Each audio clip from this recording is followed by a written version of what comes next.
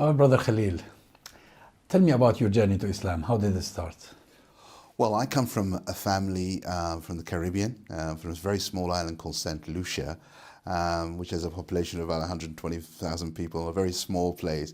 But I was born in London, and we were a Catholic family. My mum and dad are still Catholics today. And I remember during my young time going to church and always believing in a God, and always believing that God had some impact in our lives. But there were certain things, for example, my mother didn't used to go to church. And one of the reasons she stopped going to church is because she had seen the priest who was on the altar. He was drinking the wine, and he was actually drunk on a day that he was giving the sermon. So my mother was disgusted by that, and for years she didn't actually go to the Catholic Church.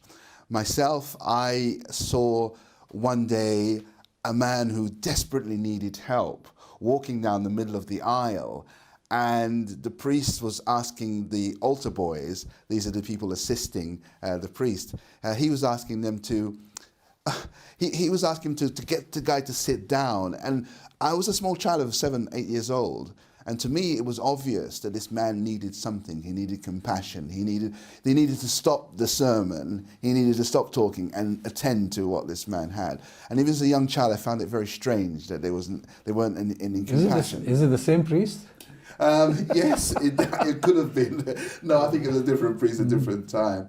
And I think the third thing as a Catholic was this question of confession, going and telling a man that you had done so and so and so and so. And my father used to take us to confession as young boys, and we used to have to, say what we'd done wrong to a priest. And it just so happened on the occasion that my brother was going to go and do his confession, he opened up the wrong door. And he opened up the door with the priest who was waiting to hear on the other side, the person whose confession. And the priest, to put it very plainly, wasn't very well dressed.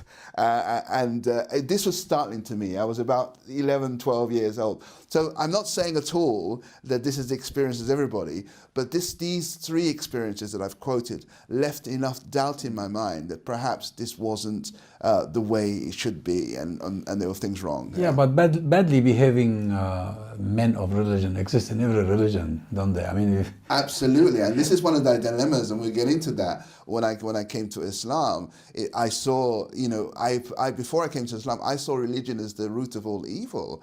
There was the island conflict between the Protestants and the Catholics in Northern Ireland. There was what's going on in the Middle East with Israel and Palestine, and so I saw religion really being at the center of all problems, of all conflict. And it wasn't really until I started examining what are those religions actually saying. Yes, what triggered that? That's right. Well, I think for me, I wanted to go deeper and find out more about not just what people were doing. And I was always a person, I didn't really like following people. I always had my own mind. I decided I wanted to do things my own way. And so I decided to look carefully into what those individual religions were offering. And I put a pencil mark by Islam, and I thought I'll get to that sometime and have a look, but I'll go and look. What did you start with? Well, I started obviously with Christianity, and I then went to Buddhism, I went to Hinduism, I went to all the isms that were somehow involved in religion. And to my mind, I felt they're following a man. They're following a man. Whether it be Christ, whether it be Buddha, whether it be the Hindi and the Gandhis, of course excluded me as someone who didn't come from that area. So there was problems of all the religions that I looked at. And like I said, I put a pencil in Islam because I think I was more concerned that, that maybe, this Islam, which it seems to be causing so much problems around the world, maybe they was, as some Christian religions were saying, maybe this was the devil religion. Maybe this is religion which, the Antichrist, the one that was against the truth. But as growing up as a young black person in the UK, there are many influences on your identity as a black person. And so therefore, we were looking to Martin Luther King, we were looking to Malcolm X, we were looking to the civil rights movement, the Black Power movement, etc. Tommy Smith standing in the 1968 Olympics with the Black Power signal. So all these things had an effect on me as a child. And when I decided to look at Islam, I was startled. I was really startled by it. How did the process start? The process started as a journalist. It started as a journalist looking into the book and examining what the beliefs were on the basis of the things that I read. And I was, at that time, appalled. I was appalled by the fact you could marry 4 women. I was appalled that some of the ayahs in the Quran, and I looked at it very much as I thought, an objective journalist. You had been working as a journalist? Indeed, I started working for the BBC when I left school, and during that time I was trained as a reporter for the BBC, and I moved in from radio into television, and so. So this was another investigative sort of story. Indeed it was, and so during that time, I was, you see, continually searching for what is the truth. What does God want from us? You know, what is this really? Does it really have to come via a man? And of course, I thought that Muhammad, the Prophet Muhammad sallallahu alaihi wasallam, was like any other person. You know, your religion came via Isa or Jesus, and via Buddha. I thought, well, the religion must come via Muhammad. And when I found this out, it was beginning for me to distinguish Islam and distinguish. But it wasn't until I went as a journalist to Gambia in West Africa, and I met what now is a very close brother of mine in Islam.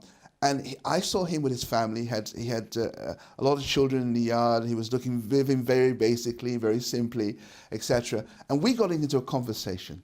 And that conversation was about your Islam and religion in general. I told you I was just an anti-religion person. Were you there doing something for the BBC? I was making a documentary for the BBC on a boxer called Nigel Benn, a middleweight boxer, and he had a manager who was from the Gambia. And so I went to the Gambia to trace the roots of the manager and Nigel Benn, and I met Yunus as he was there. And so I got into a really spiritual conversation. I'd read the Quran as a journalist. I'd underlined the things I didn't like. I could quote the ayahs from it. And the thing about it is every time we got into a real conversation, I loved having these debates, this man would withdraw from me and say, excuse me, and he'd go away to a standpipe in the corner of the yard, and he would wash himself. He'd wash his hands and his face, and he'd throw himself on the ground. And I thought, that's extraordinary. You know, why does he have to do that now? We're in the middle of the debate, you know. There must be something powerful that allows somebody to go and do that. And I was confused. I was confused about the power that was that. You didn't ask him why he was doing this? Of course. I knew what Islam was about. I knew people prayed 5 times a day, but to see it in practice and to see that our conversation was interrupted by someone who was determined to do something more important than this. So he was interrupting the conversation in order to pray. He was. I see. Okay. And I found that extraordinary. I found that, you know, we were right in the throes of something very important to discuss. Well, you must have been spending hours. Well, yes, I was determined to convince him that he'd made a big mistake, that he had chosen a religion that was a load of nonsense. And was he a convert? He was. He was. He was a convert. Okay, yeah. And so I was determined to tell him and to convince him he needed to leave Islam, because all religions, regardless of what they were, were the source of evil and trouble as far as I was concerned at that time. And I tried all I could to persuade him he needs to give up this Islam thing that you're talking about. And then? And then he asked me some very simple questions, of which, you know, as a journalist, working for the BBC, you believe, or at least I did that time, I know everything, and if I don't know it, I can find it out. You know, there was a kind of arrogance about, you know, what we thought about the world. And we'd seen so much as a journalist. And so he asked me some basic questions, you know, about the concept of the three. You know, why were we saying that we were not committing shirk, as I understood it, they're taking partners with God, when there were three? And I found so that, it's the issue of Trinity. yeah, yes, I found that difficult. Not that I was supporting Christianity, because again, religion for me, all religions were problematic. But I was trying to say to him, well, your religion is no different to the Christian religion. I was using Christianity as a way of forcing him in my argument. He was putting you on the defensive. You were putting him on the defensive. Exactly, exactly. In fact, I don't think I was putting him on the defensive very much. He was putting me on the defensive most of the time. And then he asked me a very simple question. And that question stays with me today. And that is, why? What's the reason that you are on this earth? A very simple question. And of all the years of being a journalist, intelligence and being able to answer questions, and I couldn't answer that question. There didn't seem to be anything that made logical sense in answer why we were here, why were we created, what's the purpose of all of this. And he said, and he was very confident, he said, I know. And I was fascinated. You know? How comes I don't know? You know, and I'm a journalist of standing and all this kind of thing, and you know? Yes. So he quoted the ayah, of course. وَمَا خَلَقْنَا وَمَا خَلَقْتُ الْجِنَّ وَالْإِنسَ إِلَّا لِيَعْبُدُونَ. And that ayah was for me a paradigm shift. It was as though a veil had been removed. And yes, it just made sense. I wasn't going to worship a man. I wasn't going to take the teachings of a particular area of the world. I was going to worship Allah subhanahu wa ta'ala. And the only reason that Allah made us here was to do exactly that. And so it all made sense. It all made sense. You know, you cannot but feel really sorry for people who don't come to this realization, because our life would be in vain. What's the point of living all these years, making money, making a name, become famous, having children, having property, and then you just die and that's the end? Well, that was my question. How could it be like that? What sense was there in that? So did you embrace Islam there? Well, in my heart I did. But it took you a while afterwards. No, not that long. I came... Basically, I started asking questions as someone who's interested in Islam, and Yunus could see that. I started asking him, so when you pray, what exactly do you say? And he said, well, when you become Muslim, you'll find out. So he was saying things to me that was really quite challenging, you know. So I went to his son, and I said to his son, when you pray, what do you do? Of course, he said, Bismillah ar-Rahman ar-Rahim, Alhamdulillahi Rabbil Alamin. Of course, I didn't understand any of that and didn't remember any of that, but I remembered the Bismillah. And I asked him what that meant, in the name of Allah. And so when I left Yunus, and you see, you have to understand that a Muslim is a brother to his Muslim. There's certain people that you see yourself in them, you know, and this is what I saw in Yunus. I saw myself. And so whilst it would sound harsh to say to people what he said to me something which I couldn't turn my back on. And he said to me, well, now that you know what Islam is all about, yeah, if you leave and you decide to turn your back on Allah, then essentially you're a disbeliever, you're a non-believer. And that frightened me. It becomes a burden. It did. I never saw myself as a disbeliever in God. I didn't see that. And if I was not going to embrace Islam, it meant I was being, you know, disobedient to God. So you went back to London with this sort of thinking? I did. I arrived in Manchester. And as soon as I arrived in Manchester, I knew I had to change my life around. And I arrived in Manchester just as it was Christmas time. And the family were waiting for me to come back and spend Christmas with them. I stayed in Manchester. I stayed in Manchester and I realized I needed to pray. I had no idea what the direction of prayer was. I had no idea what time the prayer was. I just knew I had to pray. And so I faced a direction, and I remembered what Eunice's son had told me, Bismillah, Bismillah. So you kept saying it? And I just kept saying it. And I saw Eunice, because Eunice had was making the movements, going up and down and up and down. Yeah, I thought, at the beginning, I didn't realize there were only 2 sajdas. I was doing 3 because I thought that's Maghrib. I misjudged it. But, I eventually decided I was going to take Shahada formally, my Shahada, and I went down to London in Cricklewood Mosque. Oh. Back in 1992. And found a very, very spirited. I used to live right next to the mosque. Right. Okay. So we passed each other. When was that? Which year was 1992. 1992. The end of 92. The beginning of 93. Yeah, I was there in Harrow Road. All right. Okay. No, not Harrow Road. It's called the road of the mosque itself. Howard Road. Howard Road. Absolutely. Road. Yeah. So I was at number 9. I took my Shahada there. Yes. Now, what was the family's response? Well, initially the family were perplexed, but my journey had been through trying to find my identity as a young man, and so I'd been looking into Rastafarianism. I'd been looking into things as black nationalism and other things. So I had gone through a journey, and then now I'd come to a point where my family said, well, yeah, he'll leave in a few days, They thought it was just another adventure. Just another phase. So my father was very interested, my father.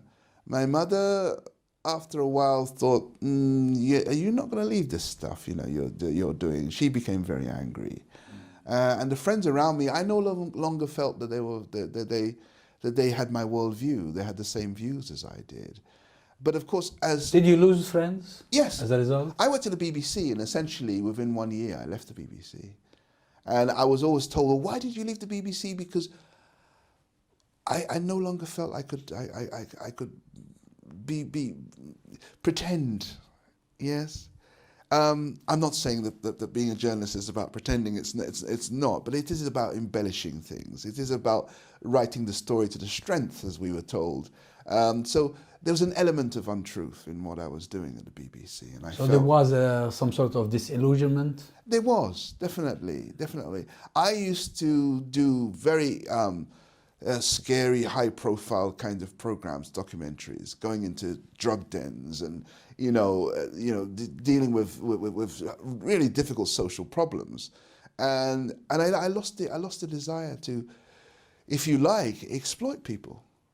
I felt that's what I was doing now. I felt I was now as a journalist. The story was not simply because I wanted to tell the story to help the person that I was telling the story. At that time, I was telling the story so I could get a name for myself. You say, well, that was a great story, Well, that's what the media is about. Well, and I felt that was dishonest. I felt I could no longer do that. I'm still a journalist, and I think I've changed my attitude towards the coverage of the things I write about, and leave the privacy to people, and not try and get a sensationalist story. I think I've changed my attitude towards it. But you leaving the BBC had nothing to do with the way the BBC acted towards you. No. It's just yourself. Yes. It was an independent decision that I made, that I could no longer.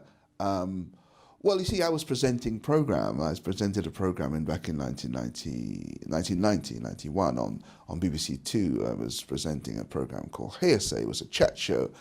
And I was looking at the time, before I embraced Islam, to get other presentation jobs. So I applied for That's Life, I applied for Good Morning Britain, I applied for all these, and thinking that, I could go on and continue presentation. I remember That's Life. Yeah, with Esther Ranson, right. I used to love it. I applied for all those jobs. I didn't get them, but I worked also, I applied for a job on Radio 4, I worked on Radio 4 as well.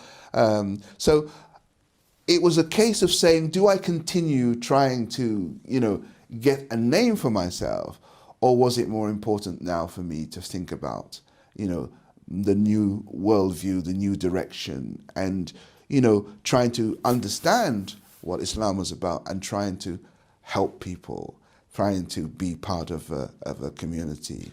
Now, when I speak to you in Arabic, you speak with a Sudanese dialect. Where did you pick it from? Well, yes. What happened? I thought you were Sudanese Right, initially yes. when we met first. A lot of people do think that. Yeah. Yeah. Well, I was looking for somewhere after I embraced Islam. I was looking for somewhere to go and learn Arabic. I was looking for somewhere to go and learn a bit about Islam.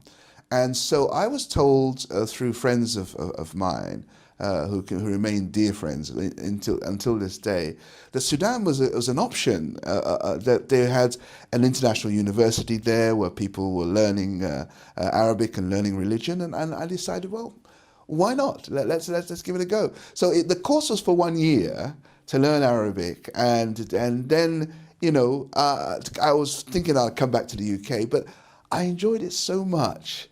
That 1 year and being in a Muslim country, hearing the azan, just having people, assalamu alaikum, assalam. It was just so wonderful there, and the people were so kind and friendly. So you stayed on? I stayed on. So I came back briefly back to England for about a year, or a few months actually, after a year of being in Sudan, and then went back to Sudan and stayed in Sudan 13, 14 years, and working as a teacher, working as a journalist, and really enjoying the time that I was there. Because the Sudanese are so hospitable. And so, therefore, Arabic became, for me, a second language, but with a Sudanese dialect and a Sudanese accent. And of course, learning Arabic makes it a lot easier to study Islam, doesn't it? Oh, absolutely. I mean, I spent, during the time I was in Sudan, studying under a sheikh every single day, apart from Fridays.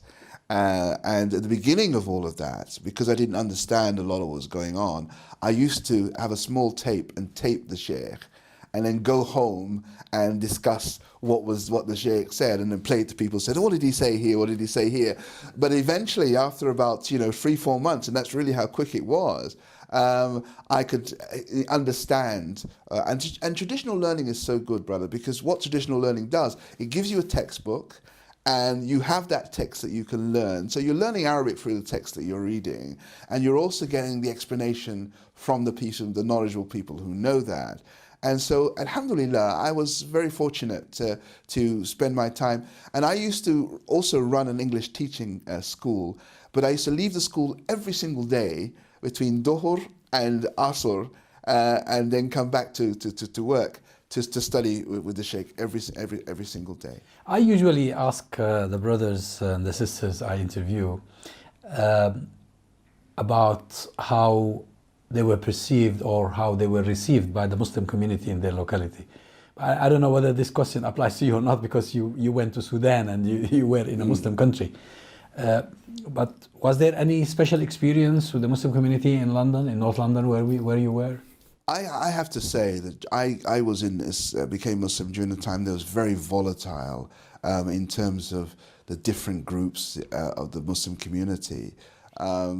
So there were different groupings that were quite combattory. They were very combative at that time, and I felt at the time it wasn't so much the non-Muslims that caused the difficulty for me being in the UK.